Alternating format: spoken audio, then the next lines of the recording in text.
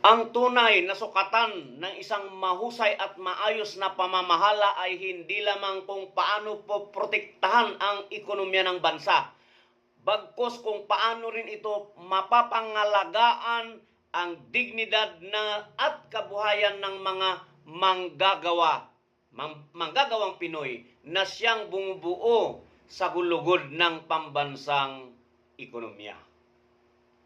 Isang mapayapa at mapagpalang araw sa inyong lahat, mga kasiyasat worldwide. Welcome back sa aking YouTube channel, Lakay Siyasat TV, at dito pa rin sa aking page, Lakay Siyasat Journal. Ngayong araw ay magbibigay ako ng saloobin tungkol naman sa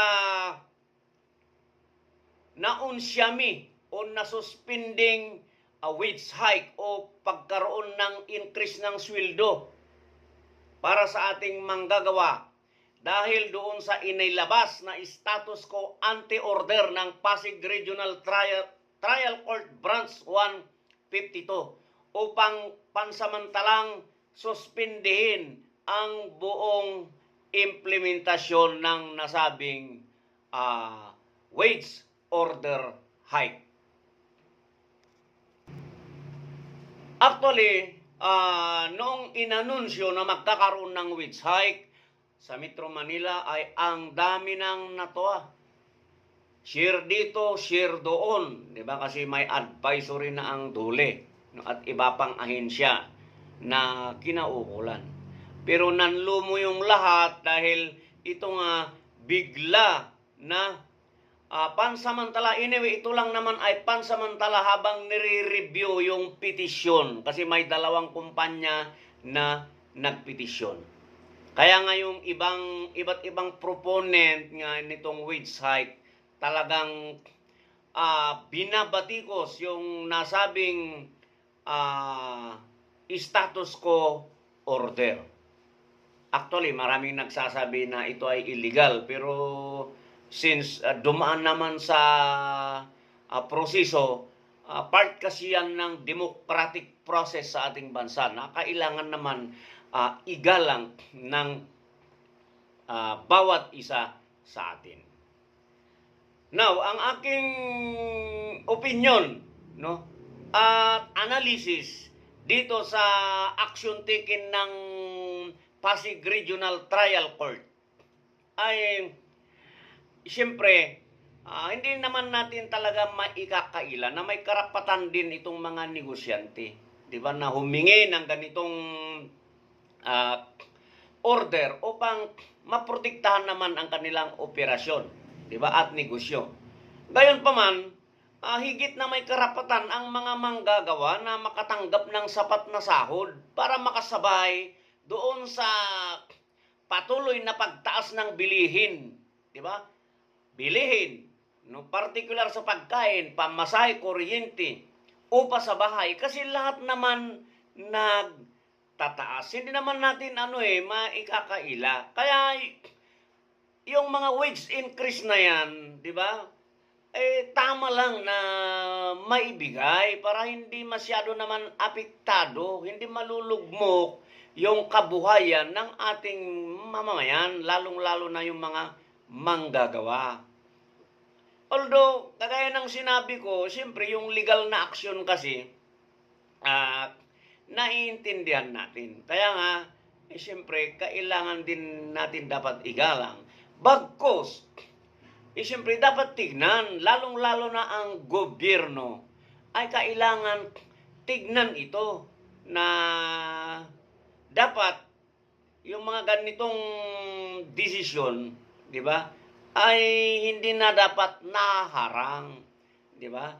Hindi na sila pumapayag dapat na magkaroon pa ng ganito kasi para ito sa taong bayan eh. Kaya nga may mga nagsasabi na budol na naman ng gobyerno. Meron akong nabasa na sinabi niya binudol na naman tayo ng gobyerno. Ang sinasabi, si PBBM na naman yata. No, parang sinasabi nilang sarswila, diskarte lang. No, pero intindihin natin kasi meron tayong proseso.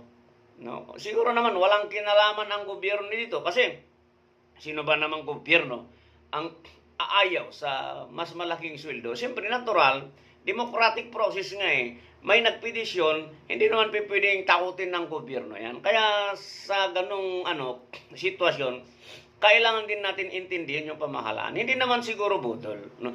Although, malaki ang implikasyon nito sa kredibilidad ng gobyerno. No, una, siyempre, ipinapakita ng taong bayan na itong democratic process na ito is sinusubok yung kakayahan ng gobyerno na ipatupad ang mga sarili nitong polisiya, di ba? Kasi polisiya nila, bakit hindi nila kayang ipatupad? Yun ang anuhan ng tao. Kasi kung ikukumpara mo noon sa nagdaang administrasyon, pag sinabi, di ba? As in, yun na yun. Eh ngayon, di ba? Hindi nga nangyari. Kaya, anyway, ang sinasabi ko lang naman is yung magiging common na impression ng taong bayan. Kasi, definitely, ang challenge is doon sa government. Di ba? Itong korte na ito, di ba? Yung resulta ng petisyon, ang china-challenge nito is yung gobyerno. Sinusubukan ang kakayahan o china-challenge ang kakayahan ng gobyerno na ipatupad ang mga polisiya. Kasi policy ito ng gobyerno para sa mamamayan. At in addition, no, ito ay magdudulot din ng pagkawala o pagkahina ng tiwala ng publiko sa kakayahan ng mga institusyon ng pamahalaan, di ba? Na protektahan ang kapakanan at kabuhayan ng mga manggagawang Pilipino. Pangalawang implikasyon nito, maaring lumitaw, no, ang pananaw na mas mabilis pakinggan ang mga may kakayahan na nakikipaglaban sa mataas na halaga ng pamumuhay. Iisipin yan kahit sasabihin natin democratic process ito, iisipin ng taong bayan na mas kinakatigan ang gobyerno yung mga kapitalista kisa doon sa manggagawa. Yun yung dyan. Yan yung automatic yan na impresyon. Na hindi naman dapat. No? Mahirap din sabihin ganun na kinakatigan pero masisisi mo ba yung tao? Kasi nandyan na, lalong-lalo na yung mga kagaya natin na daily minimum wage earners, di ba? So, mahirap. Mahirap ang sitwasyon na ito. Ikatlo na implikasyon. Kung magiging karaniwan na lang na nangyayari yung ganitong sitwasyon, siyempre, yun nga, magkakaroon ng president, di ba? Yung pag-aalinlangan ng mga manggagawa sa mga susunod na wage increase hike pa yan, di ba? Yung mga darating, sasabihin na nila, wala yan. Wala yan. Drawing, sarswila, di ba? Kaya, yun yung mga implikasyon. Kaya naman, siyempre, iniintindi din natin yung mga panawagan ng concerned personalities dyan, yung mga proponent nito na, siyempre, babatikusin talaga yung gobyerno. Pero mainam, siguro sa part ng Kongreso, titignan din siguro ito, no? Lesson learned na kasi ito di ba? Na baka naman makagawa, di ba? O kung mayroon man existing na batas tungkol dito, is maripaso ba, di ba? Para maging mas malinaw yung proseso at limitasyon ng pagharang ng mga wage order. Kasi din naman ng Kongreso yun di ba? Trabaho ng Kongreso yun. Yun dapat ang titignan din nila. Na, na pag ganitong may wage order, dapat malimitahan yung mga ganitong proseso, mga democratic process na magpapile na lang ng ganito, di ba? Petition para makasecure ng TRO, di ba? Ang apektado kasi dito is yung yung ating manggagawa na siyempre alam naman natin, lahat naman tayo nahihirapan yung mga kagaya natin. Di ba? Swerte nga sila dahil may mga trabaho pa, tayo. Di ba? Sila nga, apektado na. Tayo, di much more. Pero tayo kasi, natutuwa na tayo na nakikita natin na may wage increase. Kasi siyempre, dumaan naman tayo dyan. Di ba? Nagsimula din tayo sa rank and file. Nag-ano din tayo ng minimum. Although tayo, hindi naman kasi tayo apektado. Kasi pag nagtrabaho naman tayo, iba. Di ba? So, anyway, mahalagang tandaan na sa ilalim ng prinsipyo ng tinatawag na rule of law, di ba? May kapangyarihan ang hukuman na suriin yung legalidad na aksyon ng pamahalaan. Di ba? Kaya nga naman ulitin ko, itong status quo ante-order, no, di ba? Ay intindihin natin. Nandyan na yan eh. Pansamantala lang naman ito habang dinidinig ng kaso at pending to the final decision, no? Tungkol sa kasong ito kasi ang tinitignan naman dito is yung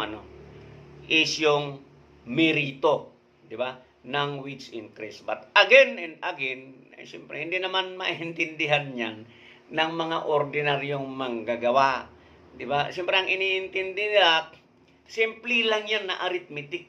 Tumataas ang bilihin, humihirap, di ba? Lahat ng pangangailangan tumataas. Siyempre, para matugunan mo yung dati mong buhay, kailangan tumaas din ang iyong sweldo, di ba? Yun ang nasa kukote ngayon ng ating mga yung mga common na manggagawa. Kaya itong wage hike na ito, siyempre, napakahirap, no? Tandaan natin na hindi lang naman usapin ito ng dagdag sahod para pantay, no? Bagamat siyempre pro manggagawa tayo, gusto natin na talagang ma-implement na kagad ito kasi unang-una, kasi pag nakinabang kasi yung manggagawa, magikinabang din naman yung gobyerno diyan sa long term, di ba? Yun din yung dapat isaalang-alang din ng gobyerno, kaya yung mga ganito dapat hindi na naharang, no? Kaya ang sinasabi natin, pagsubok ito kung paano, di ba, lutasin, babalansihin ng pamahalaan ang kapakanan ng manggagawa laban, di ba, sa kapakanan naman ng negosyante. Batay sa proseso ng batas na wala tayong nilalabag na batas. Kagaya ng sinabi ko nung una, sa huli, ang tunay na sukatan, di ba, ng isang pamamahala ay hindi lamang kung paano maprotektahan ang ekonomiya ng bansa, bagkus kung paano rin mapangalagaan ang dignidad at kabuhayan ng bawat Pilipinong manggagawa. Dahil ang mga manggagawang Pinoy na ito, sila yung bumubuo ng gulugod ng pambansang ekonomiya. Kagaya ng sinabi ko, paggaganda ang kanilang buhay, ganun din. Di ba? May magandang epekto din sa ekonomiya ng ating bansa. So, hopefully, mag-antay tayo at sana maibalik na, di ba? I-roll na agad itong petisyon na ito at pumabor sana doon sa manggagawa para matikman na yung mga inaasam ng manggagawang Pilipino. Maliit lang yung wage increase hike na yan, kaya sana hindi na dapat ipagkait at dapat umaksyon na dito yung executive department. Nakita naman natin kung paano nila minamanyubra, di ba? Ang tindi yung manyubra ng ating gobyerno ngayon, pero sana, di ba, yung itong issue na napakaliit para sa kapakanan ng manggagawa, ito dapat yung priority nila na manyubrahin, di ba? Para matikman naman natin na, di ba, yung inaasam ng bawat isa sa atin na increase para matugunan ang pangangailangan natin. Yan.